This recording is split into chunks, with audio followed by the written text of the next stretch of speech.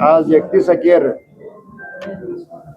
Belgaum district cooperative बँकेचं आढावापत्र सांगायचं उद्देश म्हटलं तर खरोखरच आनंद होतोय की ह्या वर्षात आम्ही साधारणपणे नवीन 8 ब्रँचेस ओपनिंग केलेल्या आहेत. टोटल 112 ब्रँच आपल्या बेळगाव डिस्ट्रिक्टमध्ये बेळगाव डीसी बँकेचं आहे. आणि पहिल्यांदा आम्ही फॅक्ट सोसायटीचं सेक्रेटरी आणि स्टाफला 1 लाखापर्यंत हेल्थ इन्शुरन्स, 5 लाखापर्यंत लाईफ इन्शुरन्स आणि 15 लाखापर्यंत आपलं ॲक्सिडेंटल डेथ इन्शुरन्स 60% आम्ही प्रीमियम डीसी बँकेनं भरून केलेलं आहे. त्याचप्रमाणे बँकेचं डिजिटलीकरण सुद्धा केलेलं आहे. IMPS असू दे किंवा ATM मशीन्स बसवायचं असू दे, UPI सुद्धा केलेलं आहे. आणि रिझर्व्ह बँक ऑफ इंडियातर्फे इव्हन आम्ही सायबर सुरक्षेचं फ्रेमवर्क पण केलेलं आहे. आणि आपलं ठेव संग्रहानं म्हटलं तर डिपॉझिट्स ह्या वर्षी हायेस्ट झालं आहेत. साधारणपणे ह्या वर्षअखेर 6,703 कोटी 36 लाख असं झालं आहे. ते मागचे मार्च 25पेक्षा बी ह्या मार्च 26ला 716 कोटी 30 लाख रुपये जास्ती झालेला आहे. आणि कृषी संबंधित आपलं 0% 4,77,764 शेतकऱ्यांना 3,818 कोटी 79 लाख असं दिलेलं आहे. आणि 444 शेतकऱ्यांना 24.54 कोटी असं ट्रॅक्टर आणि पाईपलाईन लोन दिलेलं आहे. आणि 165 संघांना 22.89 कोटी असं गोडाऊन लोन पण दिलेलं आहे. आणि 3,64,02,004 शेतकऱ्यांना 2026-27 मध्ये यशस्वीने योजनेची नोंद सुद्धा केलेलं आहे. आणि PKPS संघांना यशस्वीनीमध्ये म्हटलं तर एक ग्रामीणमध्ये 4 कुटुंबासाठी प्रत्येक कुटुंबाला 500 रुपये आणि एक्स्ट्रा असलं तर 100 रुपये प्रत्येकी.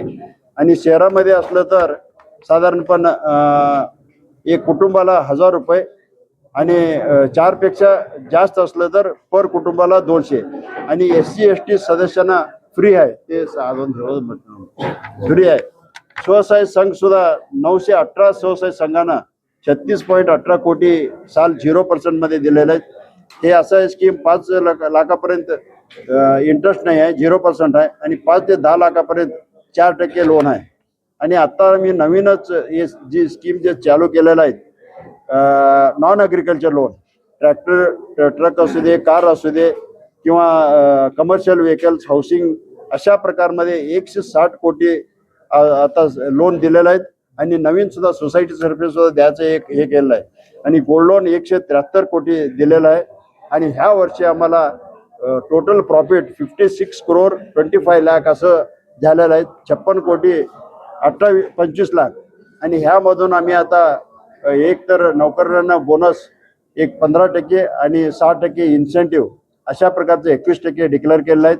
आणि शेतकऱ्यांना सुद्धा आम्ही जनरल मीटिंग झाल्यावर एक डिव्हिडंड सुद्धा द्यायचं आणि काही NPA हे वगैरे प्रोव्हिजन करून हे प्रॉफिटमधून असं करणार आहे. आणि जे बऱ्याच दिवसापासून एक JN इन्फ्रास्ट्रक्चर जयशील शेट्टीनं लोन दिलंय 4 एकरमधून सांगत होतं, ते सुद्धा मार्च अखेरला त्यांनी 130 कोटी पूर्णच भरून काढला आणि नील झाला. आणि त्याप्रमाणे 11.60 कोटी त्यांनी व्याज सुद्धा भरले आहे. आणखीन एक लक्ष्मीनारायण असं शुगर फॅक्टरीला पण दिलेलं आहे, असं वरच्यावर काही तर यूट्यूबमध्ये आणि चॅनलमध्ये येत होतं.